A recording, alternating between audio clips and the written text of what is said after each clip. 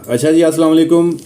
पिछली जो वीडियो में मैंने जनरेटर कंट्रोलर्स के बारे में जो है वो अच्छे तरीके से एक्सप्लेन करने की कोशिश की थी कि जनरेटर कंट्रोलर जो हैं, जो मॉड्यूल्स जो होते हैं, उनका जो बेसिक फंक्शन जो है वो क्या है। अच्छा, अब जो ज़्यादा इंपॉर्टेंट चीज़ आती है, मोस्टली मेरे पास मैसेजेस बहुत सारे हैं कि जो गवर्नर है वो कैसे काम करता है, किस तरीके से काम करता है, वर्किंग प्रिंसिपल क्या है उसका, उसकी इनपुट आउटपुट कौन कौन सी होती हैं, और जो AVR है वो क्या होता है, किस तरीके से काम करता है, उसकी बेसिक रिक्वायरमेंट क्या होती है। तो ये वीडियो बनाने का मकसद ये है कि आपको जो बेसिक कोर कंसेप्ट है जो गवर्नर का और AVR का वो समझ में आ जाए, तो फिर आप कोई भी AVR और कोई भी जो गवर्नर है वो आप इजीली जो है वो लगा सकते हैं। तो गवर्नर और AVR को समझने से पहले आपको एक दफ़ा फिर जो है वो जेनसेट को समझना चाहिए कि जेनसेट जो है वो बिजली जनरेट कैसे करता है, वो वोल्टेज कैसे बनाता है। तो बेसिकली वो फैराडे लॉ के हिसाब से उसके वोल्टेज बनते हैं। एक अल्टरनेटर जो है लगा होता है, उसके अंदर वाइंडिंग होती है, वो आपको एक मैग्नेटिक फ्लक्स बनता है, और उस मैग्नेटिक फ्लक्स के अंदर जो है आर्मेचर के साथ जो है वो जो उसका रूटर होता है वो फ्लक्स जनरेट करता है, और जो उसका जो स्टेटर होता है जो मेन, उस स्टेटर के अंदर उस मैग्नेटिक फील्ड की वजह से उसके अंदर जो है EMF पैदा होती है, वोल्टेज पैदा होते हैं।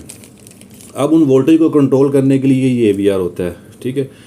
इस AVR का मतलब है जैसे ऑटोमेटिक वोल्टेज रेगुलेटर, तो ये वोल्टेज को रेगुलेट करता है जो हमारी रिक्वायरमेंट है। जो स्टैंडर्ड वोल्टेज है 400 वोल्टेज फेज़ टू फेज़, और 230 जो होते हैं वो single phase voltage line to neutral जिसको कहते हैं।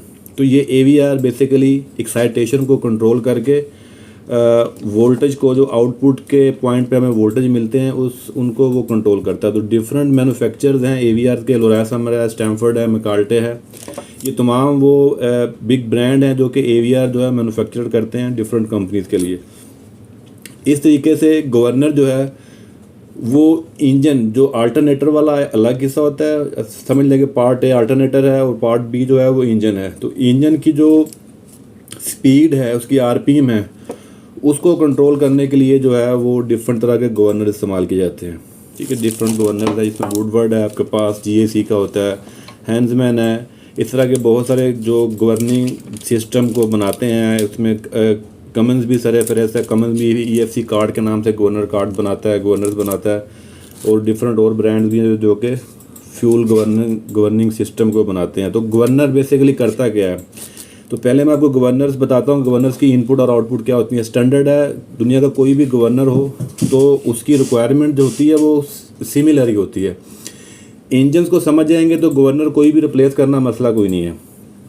समझना ये चाहिए कि किसी भी गवर्नर की इनपुट और आउटपुट क्या होती हैं। जो आपको मेन जो कॉन्सेप्ट है वो ये समझना चाहिए कि इनपुट्स क्या हैं, गवर्नर क्या करता है। गवर्नर बेसिकली फ्यूल को कंट्रोल करके RPM को कंट्रोल करता है, ठीक है। यानी ये उतना ज़्यादा फ्यूल खोलेगा, फ्यूल रैक इसके साथ एक एक्चुएटर लगा होता है, उसके साथ जो है ये जो है गवर्नर की जो इनपुट है, बेसिकली इसको एक सिग्नल मिलना चाहिए जो कि ये कंफर्म करेगा कि आपका जो है वो बेसिकली जो फ्यूल कितना खोल रहा है। तो ये एक इनपुट इसको मिलनी चाहिए जिससे इसको पता चले कि इसने कितना फ्यूल खोलना है। कॉमन सेंस लॉजिक वाली बात होती है, कोई भी ऐसा ऑपरेटिंग सिस्टम हो, कंट्रोल सिस्टम हो, तो उसको कोई ना कोई इनपुट चाहिए होती है, जिस इनपुट की बेस पे वो आगे आउटपुट डिसाइड करेगा, यानी कितना फ्यूल खोलना है। तो 1500 RPM या 1800 RPM यानी 1500 और 1800 RPM के जो मशीन होती हैं, जो इंजन होते हैं, ये कैसे उसको रेगुलेट करता है, ठीक है। कोई सा भी आपका गवर्नर कंट्रोल हो, ये किस तरीके से रेगुलेट करता है। तो ये चीज़ कॉन्सेप्ट समझना ज़रूरी है कि इसको कोई एक ऐसा सिग्नल मिले जो इसको ये बताए कि इतने RPM हो गए हैं।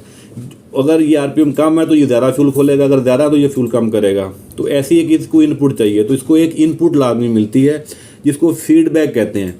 वो इनपुट फीडबैक कहलाएगी, उस इनपुट की बेस पे ये एक आगे आउटपुट जनरेट करता है। वो आउटपुट कंट्रोल करती है एक्चुएटर को, ठीक है। एक्चुएटर एक मोटर होती है जो इसके साथ लगी होती है। वो एक्चुएटर मोटर जो है वो आपका जो फ्यूल का जो लीवर है, जो आपका फ्यूल का जो रेल सिस्टम है, उस फ्यूल को एडजस्ट करती है। उस फ्यूल के साथ आपका वो कनेक्ट होता है, और आपका फ्यूल जो फ्यूल इंजेक्शन पंप है, या आपका फ्यूल पंप कह लें या आपके इंजेक्टर्स कह लें, वो एक्चुएटर जो है आपका जो उसका लीवर है, उसी हिसाब से वो कम ज़्यादा पोजीशन पर उस हिसाब से वो खुलता है, जिस हिसाब से ये उसको आउटपुट देता है। वो वोल्टेज बेस होती है, इतनी ज़्यादा ये आउटपुट देगी।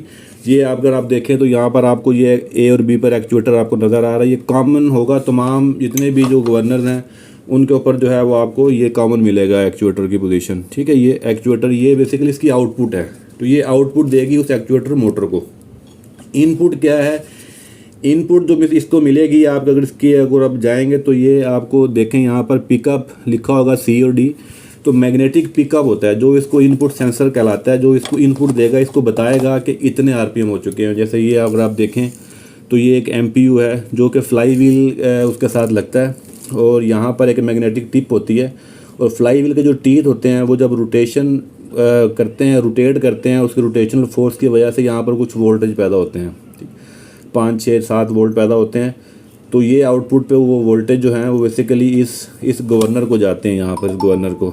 तो ये गवर्नर डिसाइड करता है कि ये इसके अंदर फीड किया जाता है कि 5 volt is equal to 1500 RPM। तो अगर 5 वोल्ट आ जाएंगे पूरे तो ये 1500 RPM जो है वो कंसिडर करेगा। समझाने के लिए आपको बता रहा हूँ, वोल्टेज डिफरेंट होते हैं डिफरेंट MPUs के। तो अगर 4 वोल्ट होंगे तो साथ ये इसको 1200 RPM कंसिडर करेगा। तो ये समझेगा कि RPM कम है तो ये एक्चुएटर को ज़्यादा खोलेगा, ज़्यादा फ्यूल की आउटपुट निकालेगा, जिससे एक्चुएटर का रोटेट करेगा और ज़्यादा फ्यूल खुलेगा तो इंजन ज़्यादा घूमेगा, RPM बढ़ जाएंगे। तो जैसे यहाँ पर 5 वोल्ट उसको दोबारा मिलेंगे फीडबैक के तौर पर, तो वो वहाँ पर फ्यूल को रोक देगा कि अब RPM पूरे हो चुके हुए हैं। तो ये मेन काम होता है गवर्नर का। तो गवर्नर की इनपुट और आउटपुट होती हैं। इनपुट की सप्लाई है MPU की मैग्नेटिक पिकअप यूनिट की, ये इनपुट कहलाएगी। और इसकी इनपुट है पावर सप्लाई। इसको ऑन करने के लिए पावर सप्लाई भी चाहिए होती है, हर गवर्नर को चाहिए होती है, वो भी इसको चाहिए कि चाहे वो 12 वोल्ट हो या 24 वोल्ट हो, आपके जो भी ऑपरेटिंग वोल्टेज होंगे वो भी इनपुट है, ये भी इनपुट है। और इसको आपको जो है एक और इनपुट होती है जो हम इसकी फ्रीक्वेंसी को पोटेंशियोमीटर से कंट्रोल करते हैं, यानी सिंक्रोनाइज करने के लिए किसी सिंक्रोनाइज़र से दे सकते हैं इनपुट, ठीक है, आपको रिमोटली इसकी RPM अप डाउन करने के लिए। तो एक वो भी इनपुट कहलाएगी इसकी। आउटपुट इसकी है जो एक्चुएटर को जाती है, जो एक्चुएटर को जाएगी वो इसकी आउटपुट है, और जो एक्चुएटर जो है वो कंट्रोल हो रहा होता है तो वो इसकी आउटपुट है। तो गवर्नर चाहे कोई सा भी हो, कोई भी गवर्नर हो, कमेंस हो, वुडवर्ड हो, मिकाल्टे हो, आपका हैंजमैन का हो, ठीक है, आपका बार्बर कोलमैन हो, कोई भी आपका गवर्नर हो या आपका सिस्टम गवर्निंग सिस्टम हो, उसकी बेसिक रिक्वायरमेंट यही रहती हैं। तो किसी भी गवर्नर को चेंज आप कर सकते हैं, किसी भी दूसरे गवर्नर के साथ कुछ थोड़ी बहुत आपको उसकी अल्ट्रेशन करनी पड़ सकती है, मोस्टली आपको नहीं भी करनी पड़ सकती। सिमिलरली ऐसे ही जो AVRs हैं, ये तो इंजन का पार्ट्स था, तो ये गवर्निंग सिस्टम जो इंजन के फ्यूल को कंट्रोल करता है, जिससे उसके RPM कंट्रोल होते हैं। ऐसे ही इन AVRs की भी इनपुट और आउटपुट होती हैं। जैसे स्टैमफोर्ड का AVR है MX321 321 ये AVR है, और ये आपका लोरास समर का है 250। लोकल AVR हो, इम्पोर्टेड हो, ब्रांडेड हो, नॉन ब्रांडेड हो, सब की रिक्वायरमेंट एक जैसी होती है। सिर्फ उसका बेसिक कॉन्सेप्ट आपको समझना चाहिए कि इनपुट्स क्या हैं इसकी और आउटपुट्स क्या हैं।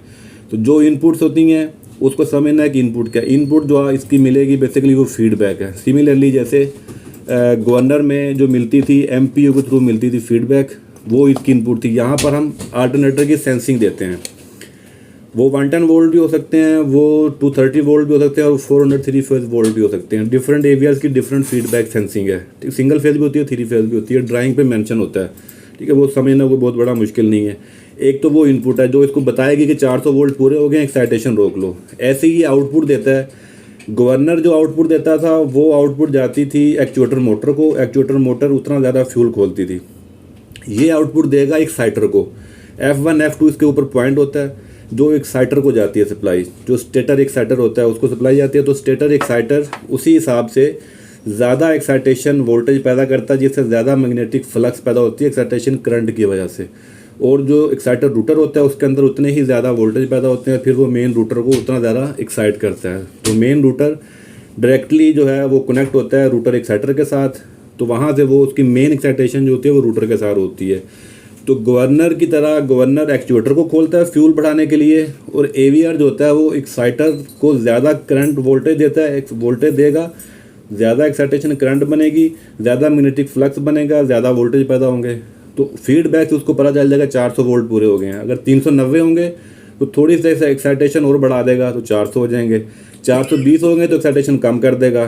तो ये फीडबैक और आउटपुट का ये है, इनपुट और आउटपुट।